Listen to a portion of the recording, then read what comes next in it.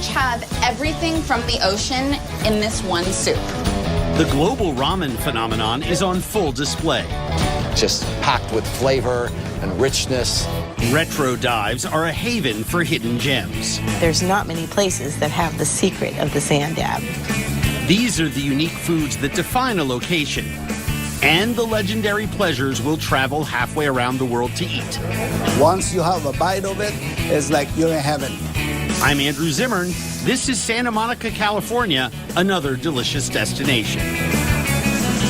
And he is here, one of our favorite citizens of Sway in the Morning. We actually just got invited to his office, I feel like. Tell the truth. Okay. We discussed this the last time. Speak on it. This is, without a doubt, I look forward to coming here more than any other media group, radio, TV, because of the energy in the room from all of you. And we've talked about this before.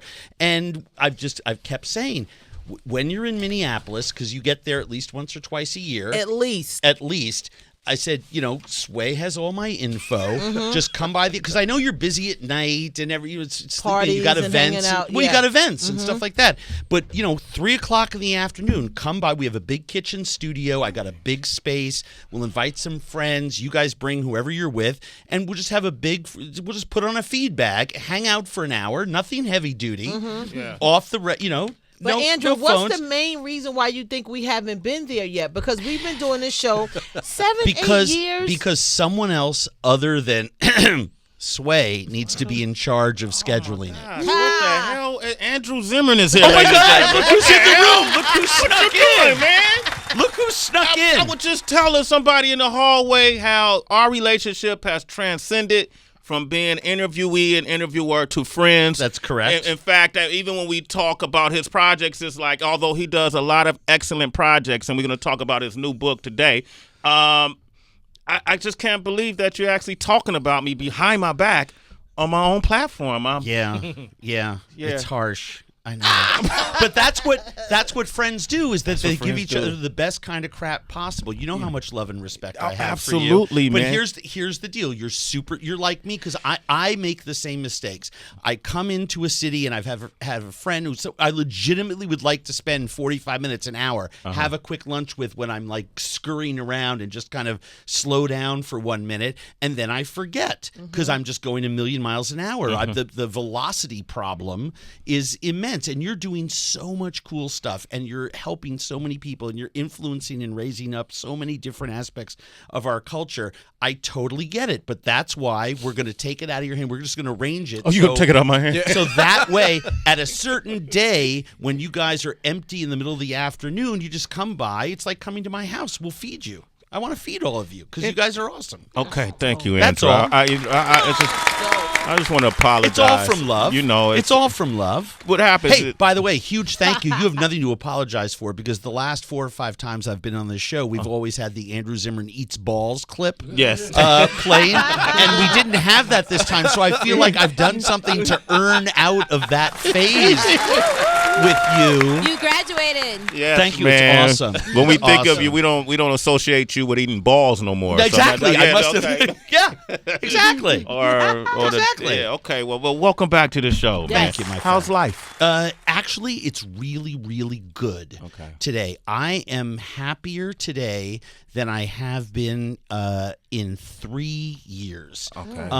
I am and we've talked about this before, but I have a special needs son, and the last couple years have not been easy, and we all pretend when we come on these shows like all we do is make music or make TV or write books and stuff like that. But the fact is that life is fired at all of us at point blank range. We don't know, any one of us walk out of here and find out the person we love the most is sick or something's wrong. I mean, life is life, right? It happens. None of us are immune. Friends, family, loved ones, stuff happens, right? And we've really struggled the last couple of years with, as Noah has grown and has matured and he's about to be 14, getting the right help and all that other kind of stuff.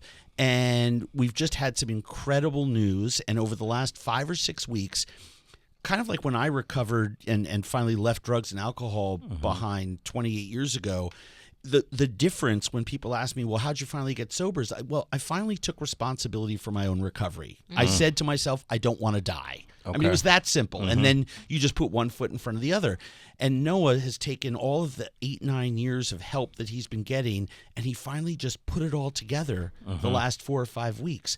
And I realized, why do I feel lighter than a feather? Why do I feel so good? And I realized, as a parent, you're not happy until your kids, you know they're going to be okay. And for the first time in 3 years, I feel my kid is going to be okay. It's a good outcome. So I'm not trying to get too heavy. No, that ain't and heavy. That's life. It is a good intro into the book, because it's why I wrote the book.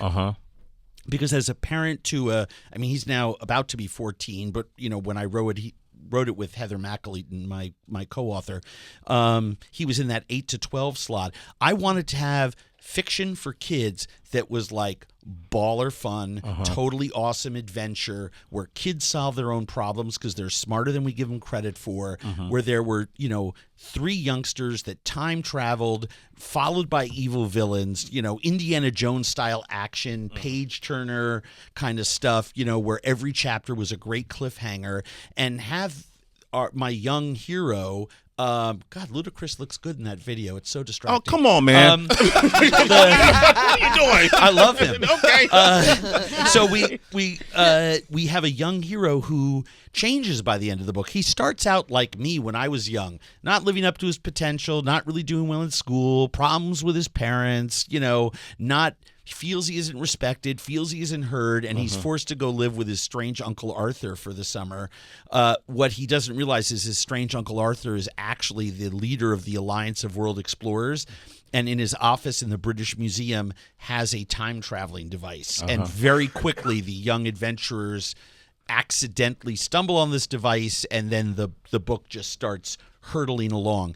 And I wanted kids to be exposed to ideas about anthropology and sociology and civics and treating each other kindly and all this stuff, but do it in a package that was like fun, where what didn't feel parental or ham-fisted finger swagging. I never connect with Noah when I'm like, you have to do this. I connect with him when I am, like, hey, how are you feeling about going to school this morning? And we have a conversation. He feels heard, So it's like anyone else. How do you come up with the title of the book is? AZ in the Lost City of Ophir. Okay. I get sometimes these books are written and it's for and targeted towards children. Yeah. But I think there's a lot of unresolved issues from childhood and adults. Yes. And so when I read books like this, it appeals to me as well. I see myself going through the same adventures as well. Was that part of your plan? Did you hope that? Very intentional, because I actually flipped it around. It's saying the same thing. It's that that's why I like to talk to young people as adults, right? Because, and we've talked about this before, in my life, trauma not transformed is transmitted. So I had to work really hard at an age when it was tougher to transform that trauma in my life from a younger person. I want to help my son and other young adults I come across address these issues earlier. Right. And that, by the way, addressing them doesn't have to be complex or senior, but it could be as easy as just talking to your parents about something that you're confused about. The best news as a parent you can ever get is, or the best thing that can happen is when your kid comes to you and says, yeah, some other kids were talking about sex, or some other kids were talking about drugs, or this guy doesn't like me and I didn't get invited to this party and I feel less than. What do you think about that, Dad? Or just bringing it up. So we have things in the book, young kids are actually really interested in reading about kids that are just like them. My son is a blonde-haired, blue-eyed Minnesotan, right? Can't help it. That's just the way he was born, right? So when he was reading the Hardy Boys, one of whom is blonde-haired and blue, he loved the first 3 books, 4 books, 5 books. And I was like, oh my God, he likes the Hardy Boys. I liked him growing up. Yeah. I bought all 60 and put them on his shelf, for Christmas. He read 2 more and dropped it. I said, what's wrong? How come you don't like the Hardy Boys? He goes, God, he's like, it's just not real life. He said, they're kids. It doesn't look like my school. I went to public school in Minnesota, and, it's Minnesota is not, back me up on this. It's not all white dudes with bangs talking at the tops of their shoes. No, it's a lot more diverse than giving not credit not for. on the block we be staying on when we there. So, I was like, it was like, this doesn't look like me, doesn't sound like me, and the characters don't change. It's not real life. They don't have any problems. They just solve the same crime every book. And I remember that, and that influenced my writing more than anything. And Heather and I put in, that's why AZ comes into the beginning of the story under less than ideal circumstances, so that by the end of the story, as a protagonist, he has changed. And, we do it, and kids love food. So there's, lots of, yucky food stuff. A portion of the proceeds, a fairly big one, go to No Kid Hungry, because I don't do anything that doesn't have a social justice or charitable component to it. So, this addresses kids' hunger in America. So I think people can feel good about, buying this book. We purposely priced it low. How much is the price point? We've done everything. It's depending on where you buy it, anywhere from $12.99 to $15.99. But that's for hardcover.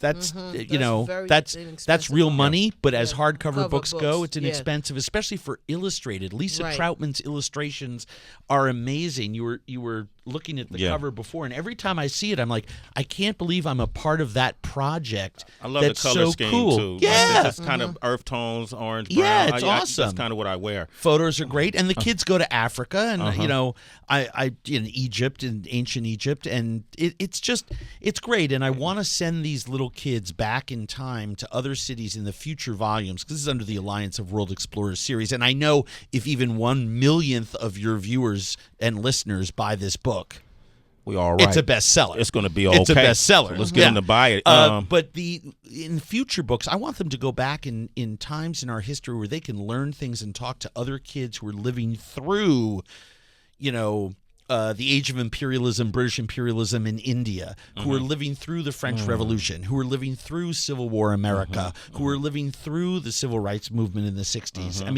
That's great for young kids to talk to other young kids by putting them back in time as fictional characters. What an opportunity to really impress young people. Yeah, I like that. Andrew Zimmern is here, man. Transform trauma. Trauma not transformed is transmitted. Trauma not transformed is transmitted. Yeah, Right. That's powerful. Yeah. I'm curious too if we have any citizens who had trauma that was transformed. Okay, and how did that process work for you? If you want to talk with Andrew, 888-742-3345. Give us a call. Stand up! Stand up! Little Sway in the Morning, Shade 45. Andrew Zimmern is here. AZ in the lost city of Ophir. Yeah. And that's the Alliance of World Explorers Volume 1 is out now. You can get it online. Amazon, AndrewZimmern.com. All of those great things. And we asked the question, if you had trauma that was transformed, what was your process and how did you survive through it? We got Maggie on the line in Texas. Good morning, Maggie. Good morning, man. Hey. I can't believe I'm actually on. Good morning, y'all. Hey, you got to turn the radio down, Maggie. See, I hear myself. There you go. Great. I hear me talking to me. All right. Okay, sorry. Okay, there you go. Tell us your story. No, so my brother passed away in my arms when I was like 14 years old, and I felt like I got over that, and I had just buried it deep down. And then, fast forward, I had my first kid at like 21, and I had postpartum depression, and it was real bad, and I didn't really connect that, okay, this is because, my brother passed away, but I would have, like, triggers, like, when my baby would, like, choke, I would be like, oh, God, like, he's going to die, and I would just freak out. But, and I was also in the military as well, and so I was just getting hit over the head with all these things. But I, went to counseling, and in the Black community, it's hard, like, counseling is not really talked about, like, at my age. But I ended up going to counseling the military therapist that we had, and I, started talking to him about all these things and all these triggers, and he pointed out that there were triggers, and, you know, I learned different ways to like cope and like how to get through those things. And so now having 3 kids, I'm like, okay, I understand, like, this is my trigger and I can't go back to that place. So that was a big thing for me. Okay. Oh my God! I just have to tell you, thank you so much for saying that. You just you were such a hero, not just for your vulnerability, but for the beautiful way that you expressed that. Because when you said, you know, I thought that I had dealt with that, and I'm sorry to hear about your brother. That just sounds like an experience that no one should have to go through. Right. But we all think that we are dealing with it. And certainly the military, my dad was part of the greatest generation. So when I went through my childhood traumas with my mother being taken from us, my father said, we're going to talk about it today, and then we're going to hold our chin up, and we're going to be great examples. And he wasn't saying stuff it down, but the message that I was getting as a young person was stuff it down. And our military, you know, the way we survive and be able to handle all of the training and all that conflict is by burying things. It's like sports teams. Yeah. We get this messaging in our culture all the time. Don't talk about the real stuff. But if we don't talk about it, it stays in there, and it's patient, and it waits and it waits and it waits. And then a beautiful thing like the birth of your first child comes with some baggage that, you know, sadly is just kind of waiting there, you know, creepy to come out. And the bravery to go ask for help. Asking for help is a sign of strength, not of weakness. And so you are obviously a brave and valiant person. And I will also address that issue of, you know, access to affordable mental health care is not just a big issue in certain communities in America. It's a giant-sized issue everywhere. Yeah. And fighting for mental health parity laws is a big focus of mine for 2019 because life's getting more complex. More young people are killing themselves than ever before. We have to address this. If my son breaks his arm, the insurance can pay for it, or at least part of it. If my son is struggling with a mental health issue, there's no money for that. Yeah, they don't do that. And this is why, you know, we look at addiction, we look at crime, we look at all these social problems we have. 40 to 45% of them would literally disappear if we had real counselors in schools for kids to talk to. It's unbelievable. And we can't afford not to because we're paying it with the rising health costs, too many people in jails and institutions, prison reform. You want to talk about prison reform? Put counselors in grade schools and high schools for who regularly check in with kids. Prison reform. You know, there you go. Yeah. Maggie? Yes. Thank you for sharing your story with the world. Unbelievable. Okay? Maggie, you are a citizen. A Sway in the morning. And Andrew Zimmern loves you. So take that with you. I do. Okay. And Love you too. Thank those beautiful kids in the background. Those your kids? Yeah, one of them. What's his name? Jordan. Let me holler at him. Let me talk to him. Hold on. All Jordan, right. say hey. Hey, Jordan. Hey, Jordan. How's it going? What's your name? My name is Sway, Jordan. How old are you? Are you my cousin? Yes, I'm your cousin, Jordan. I'm your cousin, Sway. Okay? Okay. I love you, Jordan. I love you. Oh, wow. Maggie. Wow. Maggie, Yeah. are you on Instagram? Yes, I am. What's your Instagram? I'm going to follow you. Show Jordan his cousin, too. Okay, it's Sister Girl Curls. You can add me on there. Sister with an A, Girl Curls. Sister Girl Curls. Okay. Love you. Appreciate you calling in. You're a citizen, Sway okay? in the morning. Thank you, Maggie. All right. I See, got it. Now, let me just point something out here. Yes. As the citizen observer, while you're having 15 seconds, I mean, you have no idea. Maybe you do.